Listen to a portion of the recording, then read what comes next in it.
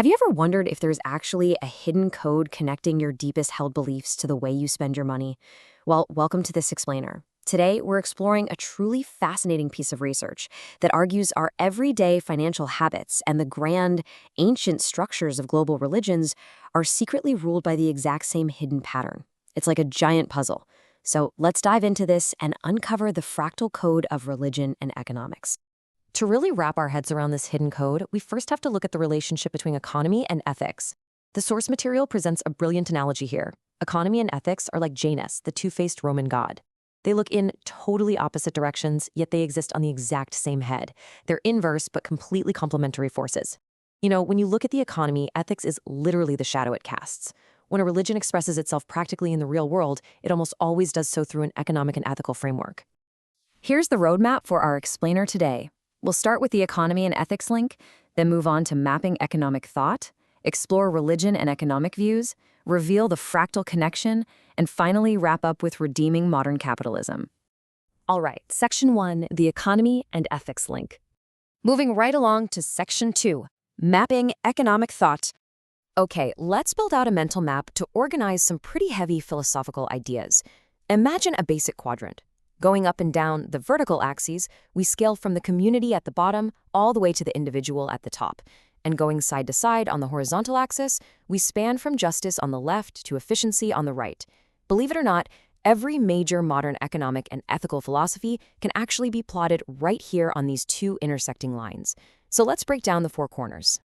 Down in the bottom right corner of our map, we've got utilitarianism. Basically, this is the philosophy of the collective good. It's super focused on the community, but also highly focused on efficiency. The whole goal here is simple. Try to pursue the greatest happiness for the greatest number of people. It's practical, it's mathematical, and honestly, it drives a massive chunk of our modern production and institutional evolution. Now, if we slide diagonally up to the top left, we find social contractionarianism. This one is rooted in strict duty-based ethics. It totally shifts gears away from collective efficiency and instead zeroes in on the individual and strict justice. It's all about fundamental individual rights, fairness, and the basic rules of our institutions. It prioritizes what's fundamentally right over what's merely good or efficient for the group. Over in the top right, we have libertarianism. This school of thought pairs a hyper-focus on the individual with a strong drive for efficiency. It places individual freedom absolutely front and center, pushing for minimal government intervention and basically trusting the market to balance itself out. It's highly individualistic for sure and extremely geared toward market equilibrium. And finally, completing our foundation down in the bottom left, there's communitarianism.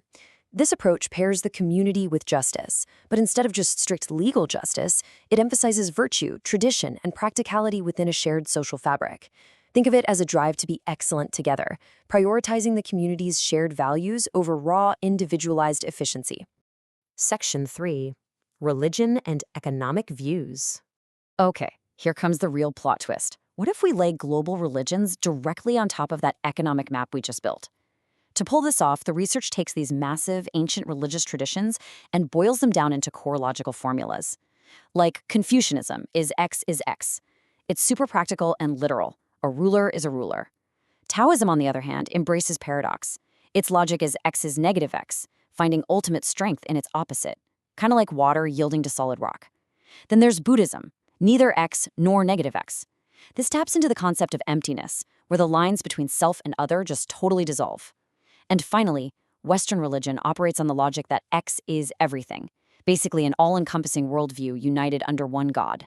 Now, why does that matter? Well, those logical frameworks completely dictate how each religion views eternal life, which in turn flips around and shapes how they interact with the physical world today.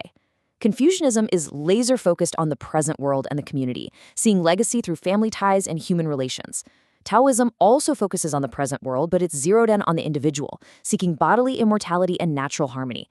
Buddhism looks outward to the afterlife, or transmigration, tracking the individual's personal karmic journey. Meanwhile, Western religion looks to the afterlife too, but focuses heavily on the community through a shared covenant and the eternal soul. So here's where it all clicks together. When we combine these ancient worldviews with our modern economic map, the alignment is genuinely staggering. Taoism, with its intense focus on individual freedom in the present world, perfectly links up to libertarianism. Crazy, right? But it fits. Confucianism, focusing on present world community and practical production, aligns flawlessly with utilitarianism. Buddhism's focus on the individual's afterlife and equitable karma, that maps directly to social contractarianism. And Western religion, with its community covenant and eternal justice, perfectly matches communitarianism. Which brings us to Section 4, the fractal connection. This right here is the ultimate aha moment of the research.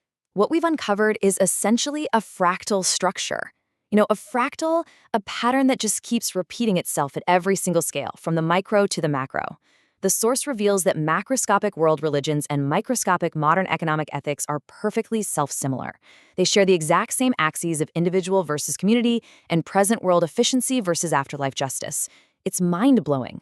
Whether you're analyzing a nation's tax policy or a 2,000-year-old spiritual doctrine, you are literally looking at the exact same geometric shape of human thought. It is all connected. And finally, Section 5, redeeming modern capitalism. So what does this all mean for us today? The paper arrives at a really powerful, somewhat sobering conclusion. Throughout history, these four forces, the individual, the community, efficiency, and justice, they naturally balanced each other out. But modern policies, which are so hyper-focused purely on national wealth and military strength, have practically shattered this natural cycle. We're now left with what the author calls casino capitalism. It's a materialistic system that's become completely detached from its ethical and religious counterweights.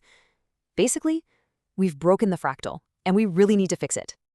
The proposed solution is an emergentist approach. Basically, we must harmoniously reintegrate these four cyclic traits to get human society back to a sustainable place.